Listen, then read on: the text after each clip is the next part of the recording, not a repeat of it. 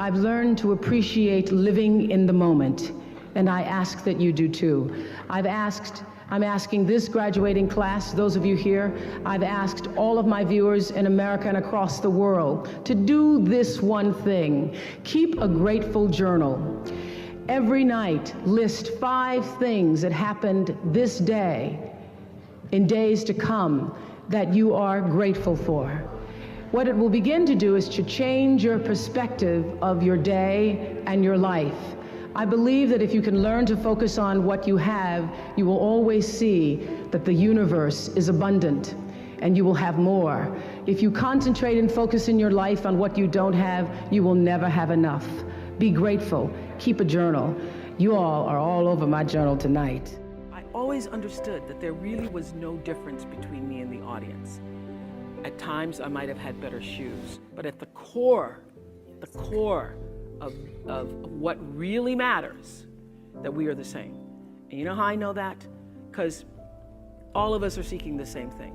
You're here at this fabulous school, and we'll go out into the world and each pursue based upon what you believe your talents are, what your skills are, maybe your gifts are, but you're seeking the same thing. Everybody wants to fulfill the highest, truest expression of yourself as a human being. That's what you're looking for. The highest, truest expression of yourself as a human being. And because I understand that if you're working in a bakery and that's where you want to be, and that may be what you've always wanted to do, is to bake pies for people or bake cakes for people or to offer your gift, then that's for you. And there's no difference between you and me, except that's your platform. That's your show every day. So my understanding of that has allowed me to reach everyone. And there's no way that you wouldn't, because that's what I truly feel. Close your eyes for a moment, will you please? And breathe with me. Just close your eyes. And if you will, put your thumb to your middle finger and gather your other fingers around, and let's feel the vibration and pulse of your personal energy as you take 3 deep breaths with me. Inhale. And as you exhale, just feel the vibration, energy, blood pulsating through your body, through you. And another inhale.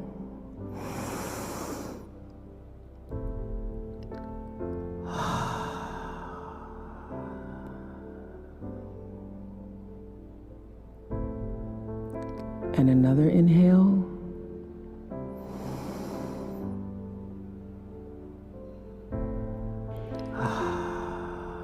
And keep your eyes closed. And let's just think about this day. This day that you have been graced to breathe in and out thousands of times. This day where many of those breaths were taken for granted. You just expected the next one to come. But the truth is, there's no guarantee that the next one comes. This day, how you started your day, what your thoughts were this morning, how you've carried yourself through this day, how you've been allowed to have encounters and experiences, some challenging, some more life-enhancing, that pushed you forward another day of being here on the planet Earth as a human being. Just think about that. After all you've been through, in this day alone, and the many days and years past. How you got here to this prestigious, esteemed university. The choices you made that have brought you to this day.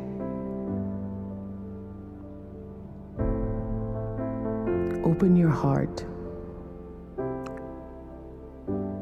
and quietly to yourself say the only prayer that's ever needed. Thank you. Thank you. Thank you. You're still here. And you get another chance this day to do better and be better. Another chance to become more of who you were created and what you were created to fulfill. Thank you. I say to my girls all of the time that your real work is to figure out where your power base is and to work on the alignment of your personality, your gifts that you have to give, with the real reason why you're here. That's the number one thing you have to do, is to work on yourself and to fill yourself up and keep your cup full. Keep yourself full. Now, I used to be afraid of that. I used to be afraid, particularly from people who say, oh, she's so full of herself. She's so full of herself. And now I embrace it. I consider it a compliment that I am full of myself. Because only when you're full, I'm overflowing, my cup runneth over. I have so much to offer and so much to give.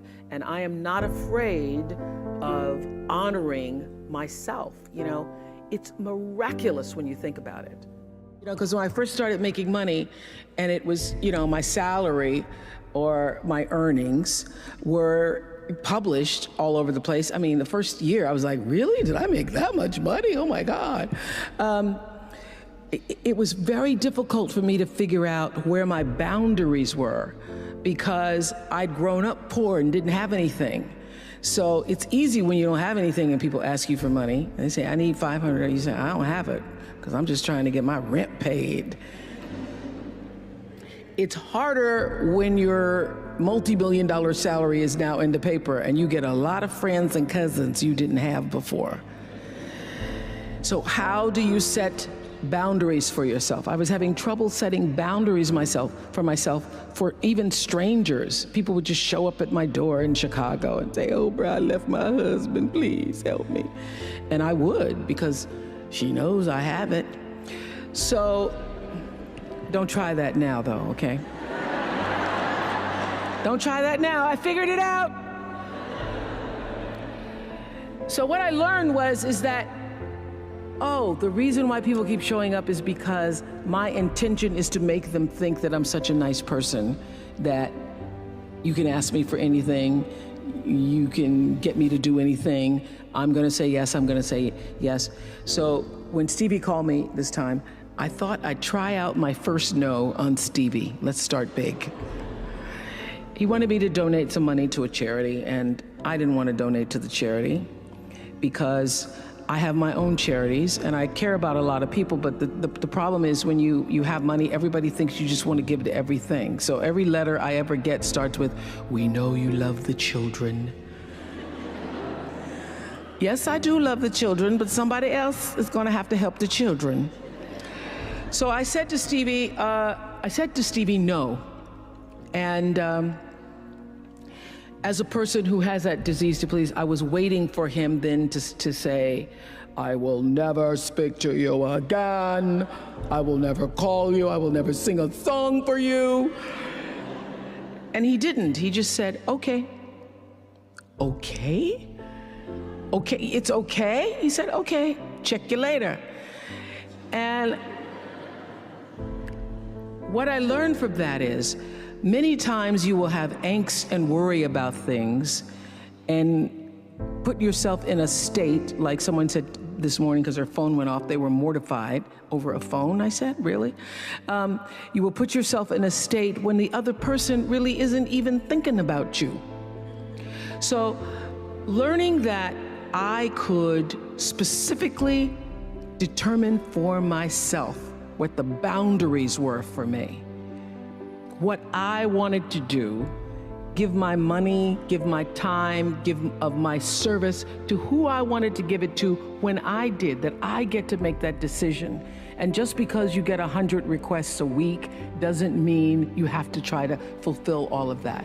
Just because you have all of these demands on your time and on you doesn't mean that you have to say yes. You get to decide because you're the master of your fate, the captain of your soul, as William Ernest Henley said in Invictus.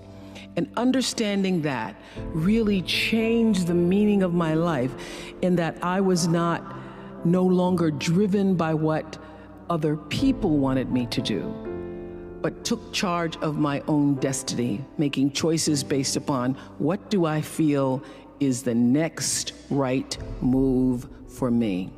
My life is fueled by my being, and the being fuels the doing. So I come from a centered place. I come from a focused place. I come from compassion. It's just my nature.